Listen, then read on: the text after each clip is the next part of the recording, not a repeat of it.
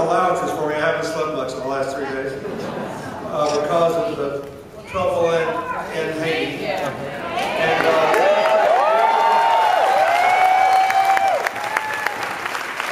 we have these 2 Haitian American elected officials here, and I know that a lot of you that I've already seen today have asked about it, so I thank you for that. The American people have responded with great generosity. Let me just say a word about it. It's the worst natural disaster in history. And my colleagues at the United Nations, where I've been working as a coordinator, suffered the largest loss of life in a single day in the history of the UN. We still have more than 100 people buried under the rubble. We'll need a lot to go back to rebuilding. Let me start with the good news. The good news is Haiti's got the best chance to escape its history in my lifetime. Haiti has a plan that will develop a modern, humane state that they adopted, that we were implementing. Yesterday I talked to all the donors from around the world, major countries, and I had more than 50 non-governmental organizations, business investors, and philanthropists in my office. They all reaffirmed their commitment, which means once we get the emergency passed, we're going to amend that plan consistent with the new damage done and border prints and go right back to work. That's the good news. Here's the bad news. Right now, hundreds of thousands of people have no place to live. We don't have enough clean water, we don't have enough food, we don't have enough medical supplies, we don't have enough shelter. There is nothing for anybody to do now unless you're part of a medical team that can go down there, or a search and rescue team. We brought in 21 more yesterday, teams, except send money. And it doesn't matter, we don't need a lot of money from anybody because millions of people are giving. But you can just text Haiti and then dial 20222 and it'll transfer $10. If we could get every American to do that, we would be able to lift this country out of their problems. So I just want to thank you for your concern. And somebody asked me today, well, why are you going to this political rally? And I said to them, this is 2 sides of the same coin. And I myself, but you have to bear with me. I have friends killed there. I've worked in this country for 35 years. Hillary and I had a good cry on the phone because the cathedral that we sat in the pews of the chairs up 35 years ago was totally destroyed. But it reminds you all over again of the importance of good governance. Good governance would not have prevented this earthquake. But if we'd had decades of it, there would have been different buildings there, and less deforestation, and a sustainable economy. And the whole thing would be different. So what I want to say to you is, I'm here today because I believe in Martha Coakley. I believe in her potential as a United States Senator. I believe in the record she's established as Attorney General. And I believe in the choice that she presents as against her opponent. And I know what is going on, because I have seen this movie before. And so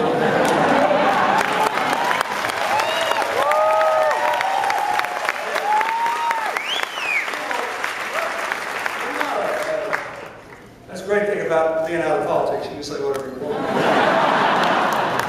Of course, you don't let you know what I care anymore. But I want you to think with me. This is serious. I love Massachusetts. You've been so good to me. You've been so good to me. We love you, love you.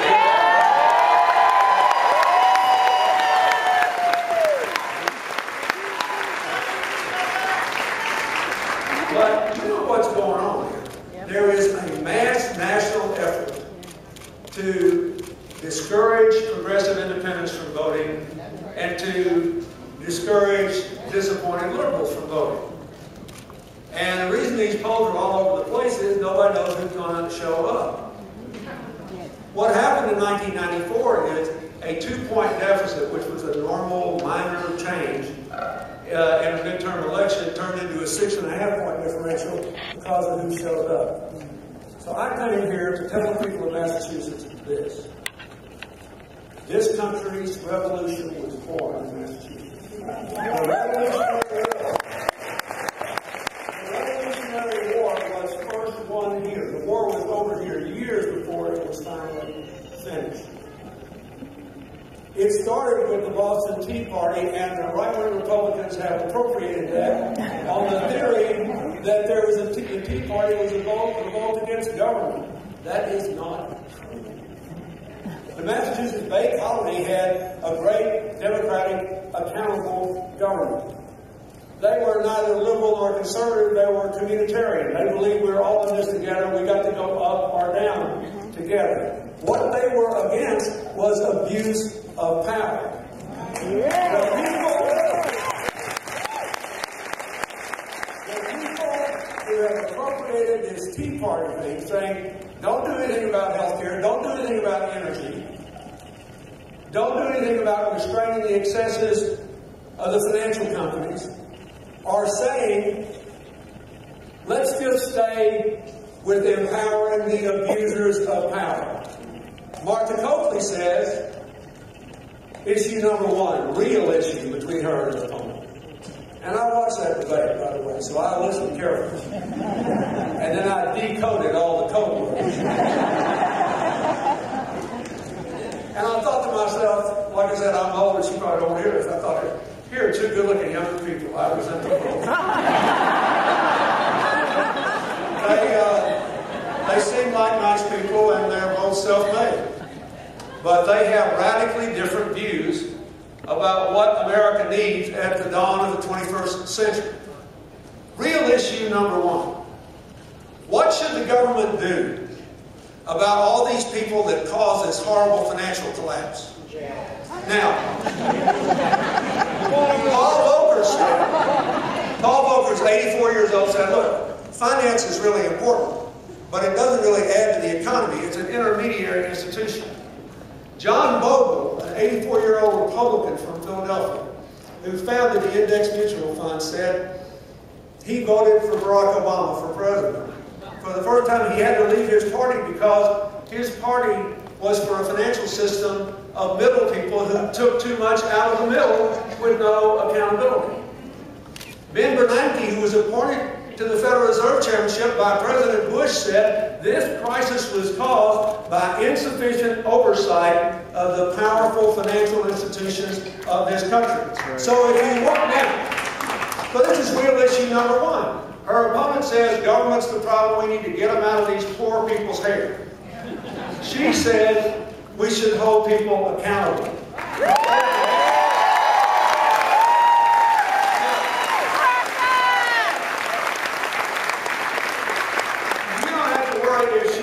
Or not, because you know that she brought the first lawsuits in the country to try to hold people accountable for abuses in the home mortgage area. That she recovered tens of millions of dollars from taxpayers.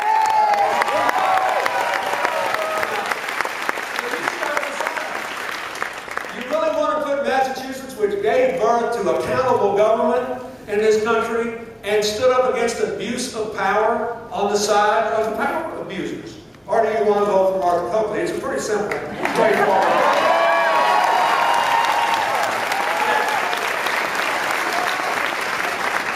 Real issue number two. What's the best way to create jobs?